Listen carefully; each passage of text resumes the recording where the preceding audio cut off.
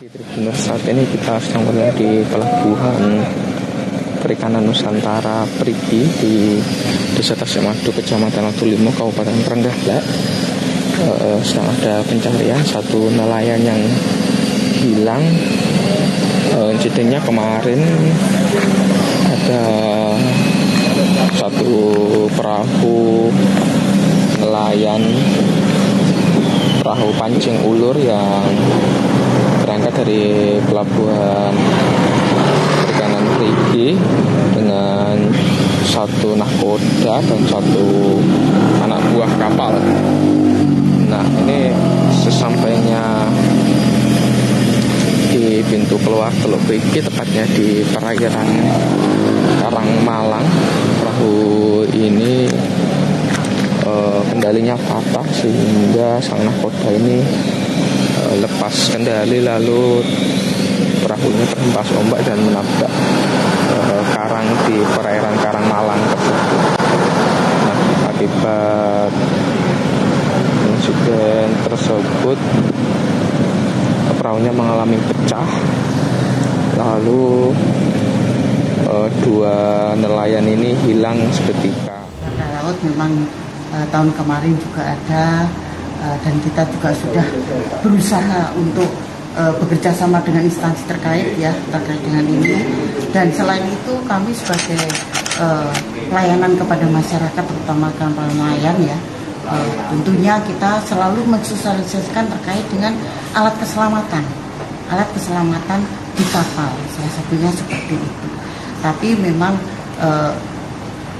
nelayan yang ada di PPN Perigi ini memang terutama yang nelayan kecil itu merasa keberatan kalau membawa alat keselamatan. Nah, itu salah satunya ya. Yang untuk kapal-kapal di bawah 5 GT itu wajib sebenarnya untuk membawa life jacket, itu wajib. Jadi kalau memang itu ABK-nya 2, mereka harus membawa 2. Nah, itu salah satunya. Jadi selain itu juga harus membawa pelampung.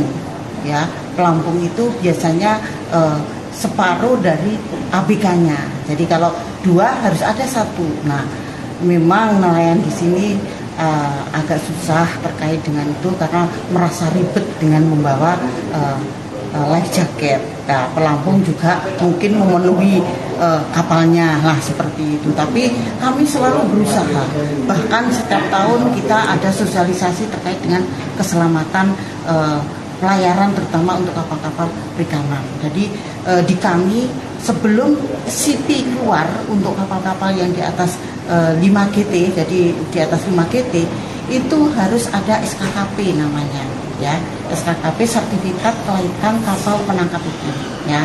Itu salah satunya harus layak laut. Layak laut di sini adalah layak terkait dengan keselamatan di laut.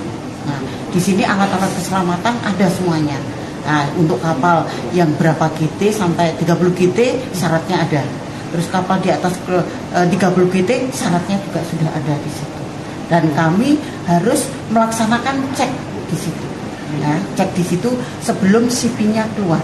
Nah, itu salah satunya itu. Jadi sebenarnya teman-teman kami yang sebagai sudah dididik untuk menjadi pemeriksaan cek fisik kapal untuk alat keselamatan itu sudah didiklatkan, ya, sudah didiklatkan. Jadi mereka sudah paham benar apa yang menjadi persyaratan terkait dengan keselamatan. Kalau untuk kapal perikanan juga ada layak simpan, nah ya, layak simpan. Tentunya harus ada tempat yang untuk menyimpan ikan. Yang ketiga, layak tangkap. Tentunya alat tangkapnya harus ramah lingkungan sesuai dengan peraturan yang ada. Jadi kalau di pelabuhan tentunya kita tidak bosan-bosan untuk melakukan sosialisasi pemahaman kepada para nelayan kita. Dan kami pun juga kalau ada kegiatan sosialisasi, diseminasi, kami juga istilahnya ya untuk perlengkapan peserta, kami juga tahun kemarin dengan menggunakan membagi life jacket di situ.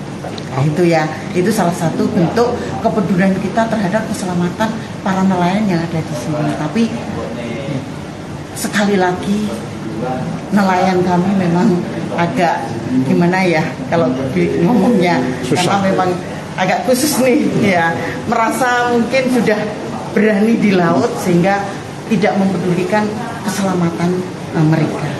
Ya, gitu. Kalau untuk yang kapal kemarin ini sebenarnya sudah layak laut atau gimana, Bu? Apa? Yang untuk yang kapal yang sedang mengalami laka kemarin, apakah sudah menjalani pemeriksaan sebelum berangkat atau seperti apa? Oh, kalau terkait dengan ini kapal-kapal di bawah 5 GT ya, kebetulan itu. Nah sebenarnya nah memang sebenarnya udah ada sebenarnya mereka itu sudah ada life jacket, tapi nggak dibawa. Nah seperti itu, nggak dibawa seperti itu. Dan kebetulan kapal-kapal yang 5 GT itu agak susah untuk lapor, ya, lapor kepada sah bandar.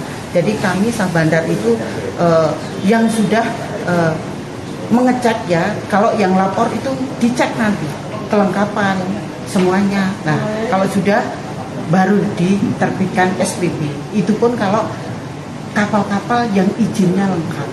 Jumlahnya berapa Bu yang sudah? Apa? Yang sudah kapalnya? Izin. Kalau izin di sini ada beberapa. Sekarang kita mau menargetkan ya terkait di sini.